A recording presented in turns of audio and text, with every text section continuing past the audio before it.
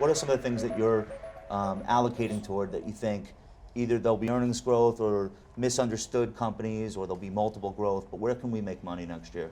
Sure. So from my standpoint, given the view of the world that I already talked about, there's kind of three ways that I'm trying to create alpha in our strategy. One is these gas LDCs. Really interesting story. Some of these companies, there's not a lot out there. Can you spell that out for?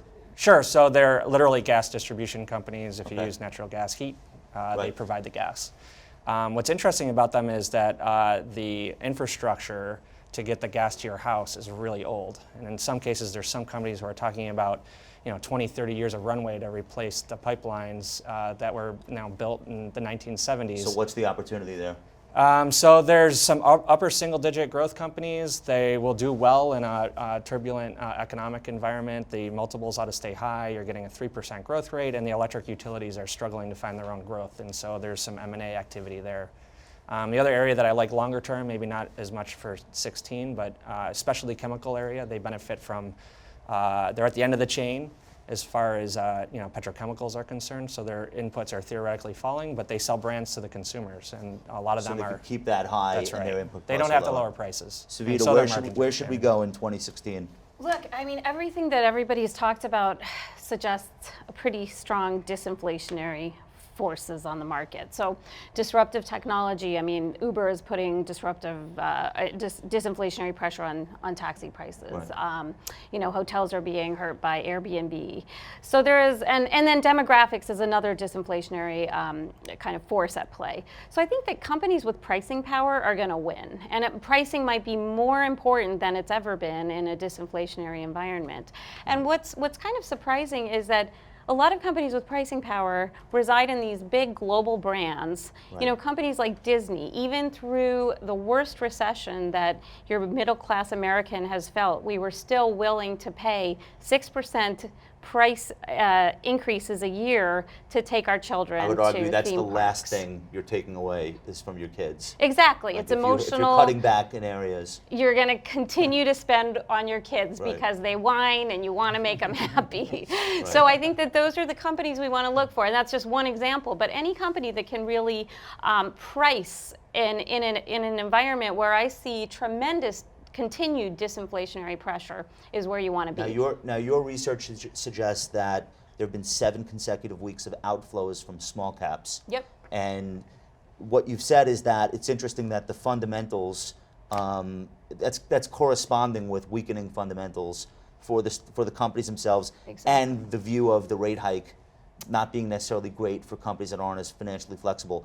Is that a theme that you think continues? Because small caps have now lagged for the better part of 2 years. Considerably for 2 years. Yeah, I think we could be in a bull market that's again led by larger or mega Disney's, cap Facebook's, companies. right. Exactly, because I think small caps are the ultimate credit play within equities. They rely on capital to grow, and as that cost of capital increases, we're seeing hiccups in the credit market, we're seeing issues, fundamental growth within small caps has been anemic, more anemic than for the S&P. So I Right. think that's going to suffer, it's going to continue to suffer as we move into next year. Jim, what do we do with our money next year?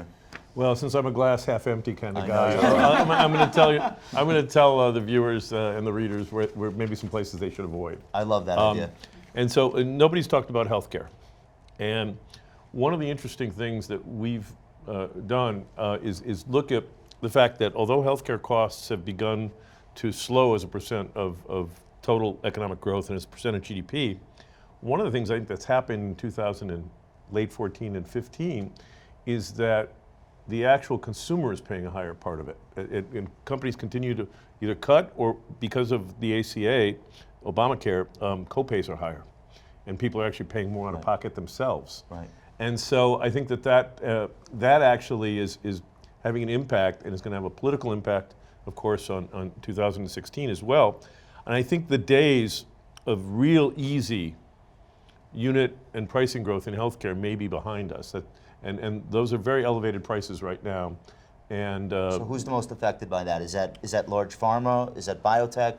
well, I think Something anybody that's that's been dependent, first of all, on raising prices aggressively due to their Sure. business strategy, whatever, is going to be under a microscope. We know that.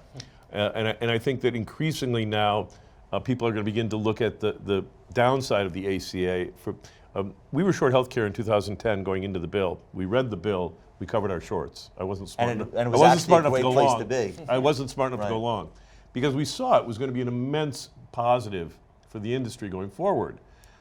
Those days, the easy We've seen growth that days are, already. yeah, that's behind us now. And now we're beginning to see some of the negatives of the ACA. And I think just to echo, I think Savita's earlier point, and we see this in tech, companies that we're looking at are basically trying to bring pricing transparency to healthcare, which kind of echoes. Yeah. Which is not a as I positive for the pay, industry. as I pay more and more Right. of what I'm actually much more focused on what the underlying cost is, where my copay is zero and my insurance is picking up, the employer's picking up 100% Now, does of the the cost. demography, though, of the world offset that, given the aging population, not just here, but Europe, Japan, China now? No, but I Doesn't think that the thing- offset I it think, to some I think, extent? I think the thing that's missed is how radically different pricing is, even within a single market. Yes. I'll just give you a 30-second story, which is I had He's going to have a heart attack. 20 seconds. I had to have a MRI, and it turned out that the insurance company called me and said, if you go to this provider, it's $900. If you go to this provider, it's $3,000. Would you mind going to this provider? They were 10 blocks apart.